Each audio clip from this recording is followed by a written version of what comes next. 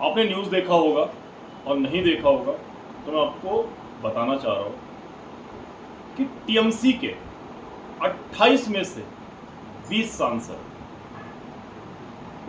28 में से 20 सांसद एनडीए को समर्थन देने के लिए तैयार हो गए। देखिए, जिस तरीके से दूसरे दलों के सांसद, विधायक, बड़े बड़े नेता बीजेपी में शामिल हो रहे हैं, एक बात तो मानना पड़ेगा कि राजनीति के असली चाणक्य अमित शाह जी। मुझे तो डर है कि किसी दिन राहुल गांधी जी भी बीजेपी की सदस्यता न ले लें। हालांकि ये लास्ट लाइन व्यंग थी, परंतु जिस तरीके से सारी चीजें चल रही हैं, बहुत बड़ी बात नहीं है कि एक दिन शायद विपक्ष बचे ही ना। अब देखिए, एक तरफ जहां पे टीएमसी के 28 में से 20 सांसद भूपेंद्र यादव जी से मिल रहे हैं, वहीं इंडिया गठबंधन की इंडी ब्लॉक की मीटिंग चल रही है। ये मीटिंग बताया जा रहा या इंडिया गठबंधन के लोग ये बयान दे रहे हैं कि उत्तर प्रदेश चुनाव के मद्देनजर है।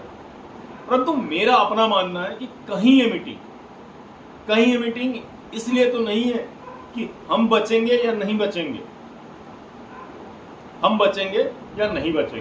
चलिए, अगर आज की न्यूज पे ध्यान दें तो आज की सबसे बड़ी ये न्यूज थी कि तृणमूल कांग्रेस के 28 में से 20 सांसद एनडीए को बाहर से समर्थन देने को तैयार हो गए। सांसद और टीएमसी की पूर्व नेता काकोली घोष जी ने इस बात का दावा किया है। भूपेंद्र यादव के यहाँ सांसद मिलने गए, वहां शुभेंदु अधिकारी भी पहुंचे और अब बहुत आसानी से कहा जा सकता है कि ममता दीदी और अभिषेक बनर्जी के लिए खतरे की घंटी बज चुकी है। चुनाव हारे थे, वहां से केवल ये माना जा सकता था कि चलिए 3 बार अगर आप सत्ता में हैं लगातार 15 साल से, तो चुनाव हारा जा सकता है, कोई बहुत बड़ी बात नहीं है। ममता दीदी ने जितना संघर्ष की थी, लेफ्ट से लड़ाई लड़ी थी, उस तरीके से टीएमसी में लग रहा था कि शायद ममता दीदी फिर टीएमसी को खड़ा कर लेंगे और अगले विधानसभा चुनाव या लोकसभा चुनाव 2029 में टीएमसी शायद अच्छा प्रदर्शन करेगी। परंतु अब तो ऐसा लग रहा है कि टीएमसी में ममता जी और अभिषेक बनर्जी शायद न बचे।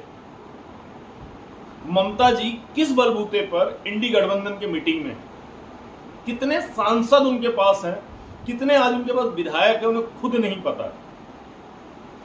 मीडिया रिपोर्ट्स में दावा किया जा रहा है कि 80 में से लगभग 60 विधायक इस समय टीएमसी छोड़ने को तैयार हैं और टीएमसी के चुनाव निशान पर दावा ठोकने के लिए तैयार है। 28 में से 20 सांसद ऑलरेडी एकजुट हो रख चुके हैं। तो ममता दीदी के पास बच क्या जाते हैं?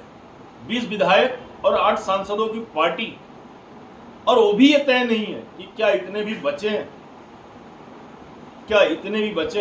देखिए, अगर आप बंगाल की राजनीति को देख रहे हैं तो आपको एक चीज समझना चाहिए कि बंगाल की राजनीति में जिस भी पार्टी ने सत्ता की कुर्सी पर पैर जमाए हैं वो बड़े लंबे टाइम तक चली है, परंतु जैसे ही उनकी कुर्सी खिसकी है उस पार्टी का पतन भी हो चुका है।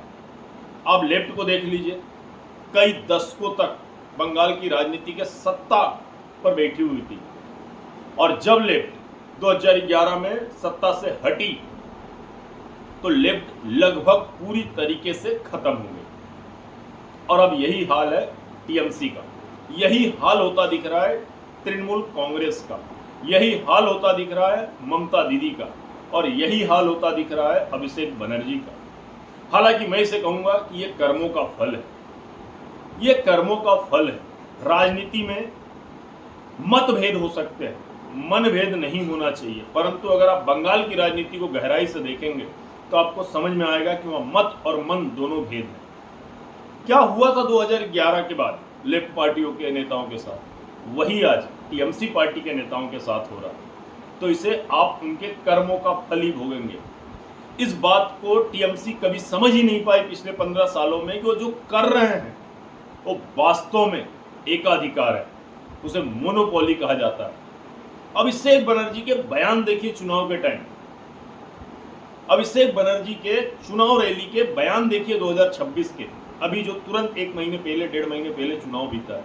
अभिषेक बनर्जी इस तरीके से बयान दे रहे थे जैसे बंगाल उनके पिताजी की जागीर हो, बंगाल उनके पिताजी की जागीर हो। बंगाल में हिंदुओं के साथ क्या हो रहा था, कई बड़े बड़े कथावाचक ये कह चुके हैं, कई बड़े बड़े कथावाचक ये कह चुके हैं लाइव आकर कि बंगाल में हमें पहले प्रोग्राम करने के लिए नहीं बुलाया जाता था और कई बार हमारे प्रोग्राम निर्धारित होते थे, परंतु प्रशासन के दबाव प्रभाव में, राजनीति के दबाव प्रभाव में, टीएमसी के दबाव प्रभाव में उन प्रोग्राम्स को कैंसिल करवाया जाता था। आयोजकों पर दबाव बनाया जाता था कि आप इस तरीके का प्रोग्राम न करें। कई कथावाचक, कोई एक नहीं कई कथावाचक कह चुके हैं, और जब कथावाचक ये कह रहे हैं तो आपको इस बात पर भरोसा करना होगा कि शायद ये बात सच है, क्योंकि वो एक बहुत बड़े आसन पर बैठकर हिंदू धर्म का प्रचार, सनातन धर्म का प्रचार प्रसार, भगवान से, सनातन से लोगों को जोड़ने का काम करते हैं। उनके मुंह से निकले हुए शब्दों पर आपको भरोसा करना होगा। इन्हीं कथावाचकों का अब कहना है कि वही आयोजक आज हमें दिन भर फोन कर रहे हैं कि इस तारीख को कार्यक्रम कीजिए, इस तारीख को कार्यक्रम कीजिए, कृपया आइए और कार्यक्रम कीजिए। और जब वो कथावाचक उन आयोजकों से पूछ रहे हैं कि पहले आपने हाँ करके मना क्यों किया था, तो बता रहे प्रशासन, राजनीति के दबाव प्रभाव में।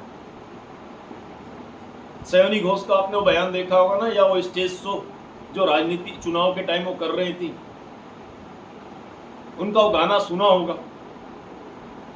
देखिए, मैं किसी धर्म के खिलाफ नहीं हूं, परंतु ये सभी को स्वीकार करना पड़ेगा कि भारत हिंदू राष्ट्र है, भारत एक हिंदू राष्ट्र है, और हिंदुओं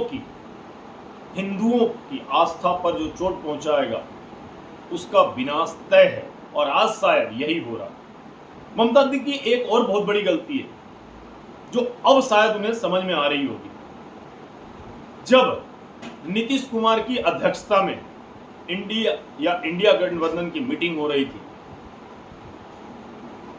कि हमारा नेता कौन होगा, तब लगभग सभी लोग नीतीश कुमार के नाम पर राजी थे। कहा जाता है, या मीडिया रिपोर्ट्स में कई बार ये बताया गया कि ममता दीदी ने ही लालू यादव से मिलकर, लालू यादव से फोन पर बात करके नीतीश कुमार जी का नाम हटवाया था। और फिर क्या हुआ था उस अधिवेशन के बाद? नीतीश कुमार अधिवेशन के बाद सीधा बिहार पहुंचे। सबसे पहला काम किया कि जो जदयू और आरजेडी की मिलकर उस समय सरकार चला रही थी बिहार में, नीतीश कुमार जी मुख्यमंत्री थे, तेजस्वी यादव जी उप मुख्यमंत्री थे, सबसे पहले उन्होंने अपने गठबंधन को तोड़ा। उसके बाद फिर वो बीजेपी के पास गए और एनडीए गठबंधन के साथ सरकार बनाई। उसके बाद आया 2024 लोकसभा चुनाव। 2024 लोकसभा चुनाव में जो रिजल्ट हुआ, आप उस रिजल्ट को आज भी देखिए, आपको समझ में आएगा कि शायद नीतीश कुमार को इंडिया गठबंधन ने, ममता दीदी ने, लालू यादव ने अपना नेता मान लिया होता तो शायद लोकसभा चुनाव में इनकी स्थिति और बेहतर हो सकती थी, परंतु ममता दीदी खुद प्रधानमंत्री बनने के चक्कर में नीतीश कुमार का पैर खींचने गई। नीतीश कुमार तो आज मैं मानता हूं कि बिहार की मुख्यमंत्री पद से वो भी पदासीन हो गए हैं, परंतु आज इज्जत से राज्यसभा सांसद बनकर बैठे हुए हैं। अपनी इच्छा का बिहार में मुख्यमंत्री बना रखा है। और जब कोई बड़ा नेता, वो भी नीतीश कुमार के कद का नेता, अगर अपनी इच्छा से कोई मुख्यमंत्री बना के रखा है तो इसका ये मानना होगा कि एनडीए में आज भी उनकी बात दमदारी से सुनी जा रही है।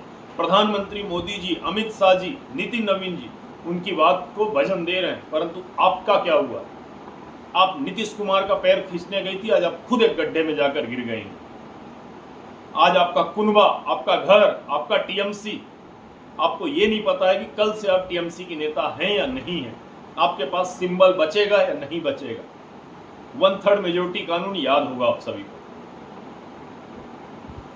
तो देखिए, ममता दीदी अपने खुद के जाल में फंसी हुई हैं, अपने खुद के कर्मों की सजा भुगत रही है। और मैं आपको बताऊं, ममता दीदी जो मेरी अपनी राजनीतिक समझ है कि आज बीजेपी जितना खुश नहीं है ना, कांग्रेस और नीतीश कुमार उससे ज्यादा खुश हैं, क्योंकि आप राहुल गांधी के रास्ते का एक बहुत बड़ा रोड़ा बन सकती थी। आप अगर इस बार बंगाल में फिर सीएम बन जाती, गलती से आपकी 150, 160, 200 सीट आ जाती, तो आप जरूर प्रधानमंत्री के लिए दावेदारी ठोकती और राहुल गांधी का विरोध करती, जैसे आपने नीतीश कुमार का विरोध किया था। अब बात करते हैं अमित शाह जी की। विपक्ष हमेशा कहता था कि ये बैसाखी की सरकार है। अब विपक्ष को समझ में नहीं आ रहा कि हुआ क्या।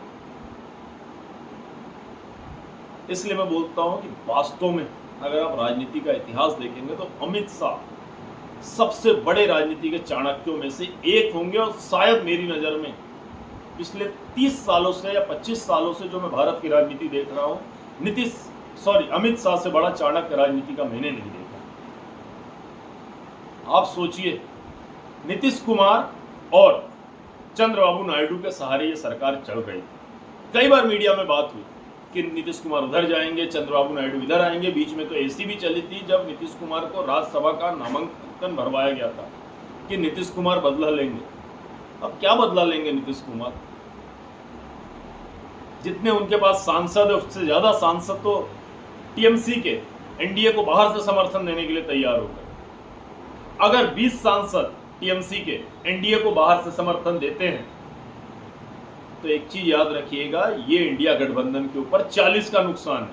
20 जो गए और 20 जो कम हुए, 20+20, 20-20 बिस्कुट याद है ना, तो 40 का नुकसान है, 20 का नुकसान नहीं है इंडिया गठबंधन को, और अमित शाह जी को 40 का फायदा है।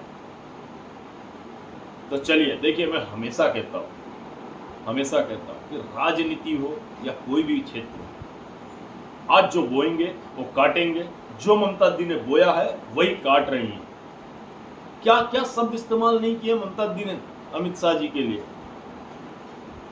क्या क्या शब्द इस्तेमाल नहीं किए हैं मोदी जी के लिए? क्या हुआ था माननीय कैलाश विजयवर्गीय जी का जब वो 2021 चुनाव में बंगाल के प्रभारी थे? शायद, मेरे को जहां तक मेरी जानकारी है, उसके बाद शायद वो बंगाल गए भी नहीं है 2021 से 26 तक। 2021 से 26 तक। और आज जो टीएमसी के नेताओं के साथ हो रहा है और ये बोल रहे हैं कि बीजेपी के लोग हमें मार रहे हैं, ये ना मैडम, इसमें भी दो चीजें। जो आज आपके नेताओं के साथ हो रहा ना, यही कभी लेफ्ट के नेताओं के साथ आप लोगों ने किया। और लेफ्ट के नेता ये खुले आम पर बोलते हैं। पहले तो दबी जुबान से बोलते भी थे, आपकी सरकार थी तो डर से, अब तो खुले आम बोलते हैं। तो ये भी आपके कर्मों का फल है। देखिए, जो भी इस बात को मानते हैं कि वास्तव में अमित शाह राजनीति के बहुत बड़े चाणक्य हैं, वो इस वीडियो के कमेंट सेक्शन में कमेंट करके बताइएगा कि इसके अलावा अमित शाह के ऐसे कौन कौन से ऐतिहासिक काम या राजनीतिक काम आपको याद है जो उन्होंने किया है, शायद कोई नहीं कर पाता। वीडियो के अंत में दोस्तों, अगर आपको हमारी ये जानकारी अच्छी लग रही हो तो वीडियो को लाइक और चैनल को सब्सक्राइब जरूर।